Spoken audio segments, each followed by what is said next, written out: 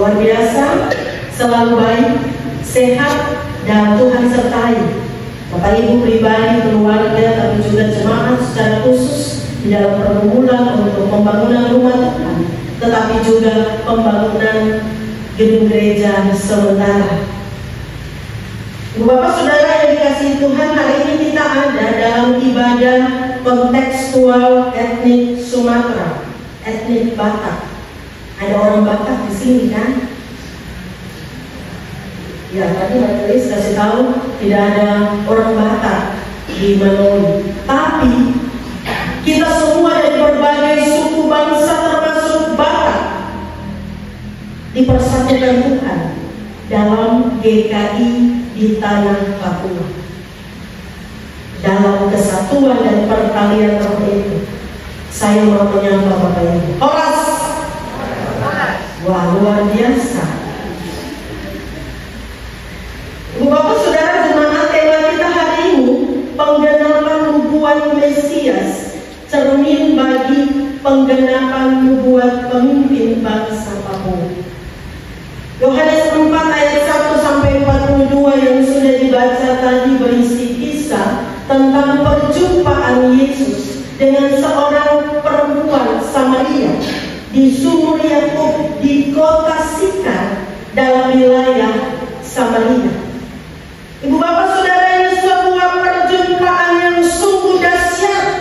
Ini perjumpaan yang mengubahkan hidup perempuan Samaria.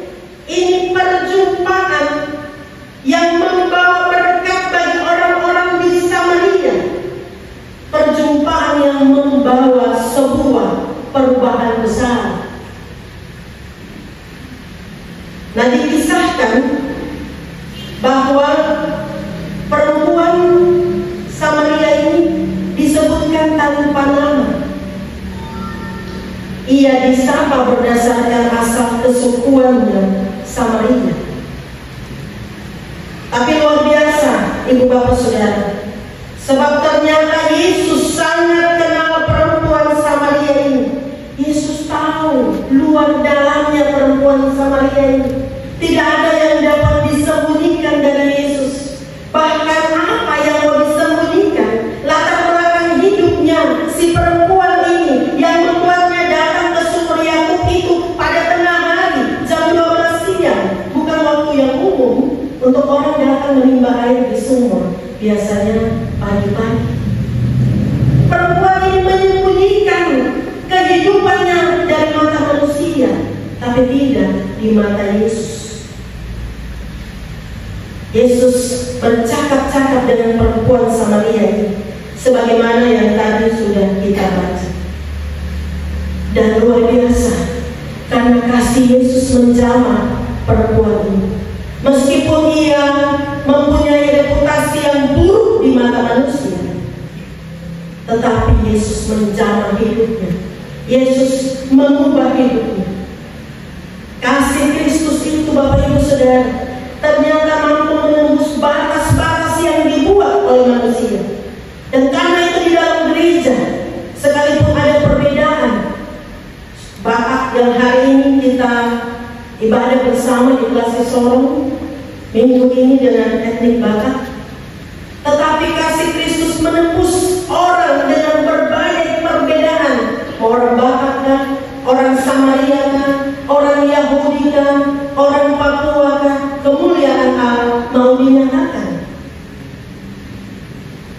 Nah, Bapak Saudara, perempuan Samaria ini tentu terkejut. Pertama, ia terkejut karena bisa-bisanya orang Yahudi bicara dengan ini. Karena Samaria dan Israel sebenarnya punya hubungan kekerabatan. Tapi kemudian dalam sejarahnya mereka hidup tidak akur. Masing-masing menganggap keselamatan hanya bagi diri mereka. Yang beribadah di Gunung Samaria atau di Yerusalem, masing-masing menganggap peribadahannya yang benar, yang diterima oleh Tuhan. Yesus dan kasih-Nya menembus batas-batas perbedaan Samaria dan Yahudi. Yesus mendobrak batasan ini dengan kasih yang penuh, dengan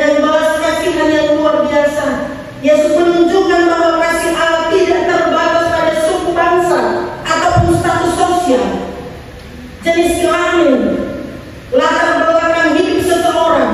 Tidak.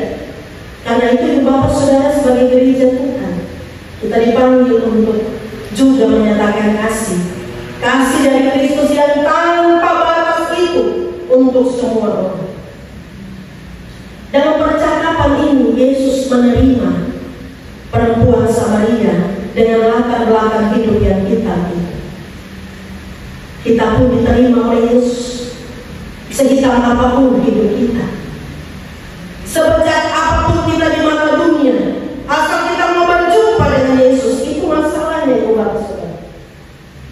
Perempuan Samaria ini mau membuka percakapan, membuka hatinya, ingin tahu dan belajar dari Yesus. Bagaimana dengan kita? Seberapa banyak dari kita, seberapa setia kita selalu membawa hidup untuk berjumpa dengan Tuhan. Ada banyak orang yang ketika mendengar lonceng gereja bahkan pergi melakukan kesibukannya, memilih tidur di rumah karena mungkin semalam begadang untuk hal-hal yang memuaskan keinginan pribadi. Hari ini bagian firman Tuhan mau mengingatkan kita hal penting yang tidak boleh kita abaikan dalam hidup sebagai orang percaya. Dalam percakapan selanjutnya antara Yesus dengan perempuan Samaria itu, Yesus bicara tentang air hidup. Pertama Yesus minta air kepada perempuan itu, tapi kemudian Yesus menawarkannya air hidup yang akan terus-menerus memancar sampai pada hidup kekal. Dan perempuan ini heran. Percakapan ini sungguh membuat dia heran. Bagaimana mungkin airnya timbanya di mana, sumurnya dalam.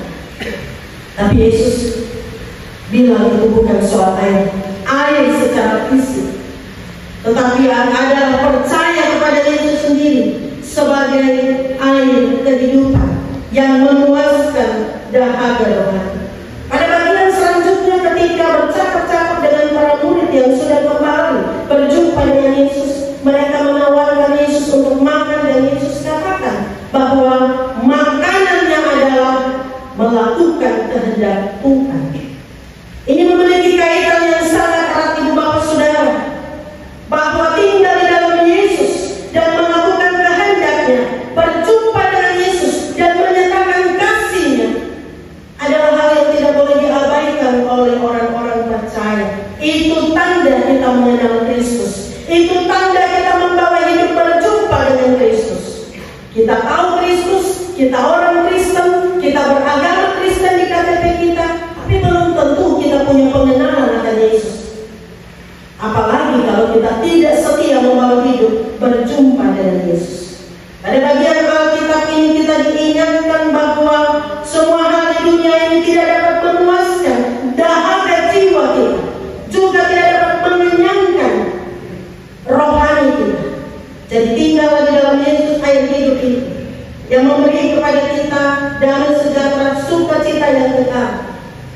Lakukanlah kehendaknya karena kita senantiasa setia untuk membawa hidup, mendengarkan firman-Nya, makanan rohani bagi kita.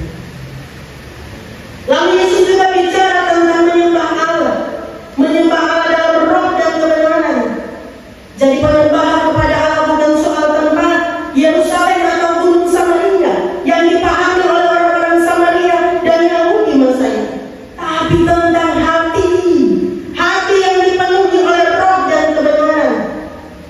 Penyembahan itu bukan soal tradisi, tapi hubungan yang karib, hubungan yang dekat dengan Allah. Adakah roh selalu menuntun kita untuk memiliki hubungan yang intim dengan Tuhan? Hidup yang dipimpin oleh roh, ini penting Bapak Ibu Saudara. Jemaat Manoi mesti ada dalam kesehatian penyembahan untuk kita, untuk Tuhan, dan pertalian roh yang mempersatukan untuk pekerjaan pembangunan. Pekerjaan pembangunan ini bukan hanya bikin lelah secara fisik, emosi, tapi juga Ibu Bapak Saudara, iblis selalu masuk untuk merusak pekerjaan Tuhan. Karena itu penting untuk menyembah Allah dalam roh dan kebenaran, meletakkan Tuhan di atas segala-galanya dalam pekerjaan Jadi mari membangun kesehatan dan pertalian roh untuk pekerjaan-pekerjaan pembangunan yang sementara berlangsung. Melalui pekerjaan ini kita memberi kesaksian tentang Yesus, sebagaimana yang dilakukan oleh perempuan Samaria. Ia bersaksi tentang Yesus kepada orang-orang di kotanya, dan orang-orang Samaria itu menjadi percaya. Kesaksian jemaat GKI Manoli untuk pekerjaan pembangunan akan menjadi kesaksian tentang Tuhan yang membawa orang berjumpa dengan Tuhan. Tapi kalau dalam pekerjaan ini yang terjadi adalah perseteruan, yang terjadi adalah konflik berkepanjangan, yang terjadi adalah pementingan diri sendiri dan ego masing-masing, maka itu tidak dapat menjadi kesaksian untuk Tuhan. Jadi Bapak Ibu Saudara, pribadi kita mari bawa hidup, tinggal di dalam Yesus air hidup, lakukan kehendaknya karena kita dikenyangkan oleh makanan rohani. Mari bawa hidup berjumpa dengan Tuhan, membagi kasih-Nya, bersaksi tentang Tuhan lewat pekerjaan-pekerjaan Tuhan di tengah-tengah jemaat. Tuhan memberkati kita dengan firman-Nya, dan itu menjadi nubuat juga untuk masa depan Papua. Tanah ini sudah dimenangkan oleh Injil Tuhan 5 Februari nanti. Kita merayakan 170 tahun. Para pemimpin bangsa sebagaimana tema, tetapi juga hidup semua orang yang mendiam di tanah Papua. Nubuat Kristus, janji penggenapannya terjadi bagi kita. Tuhan memberkati kita dengan firman yang satu. Amin.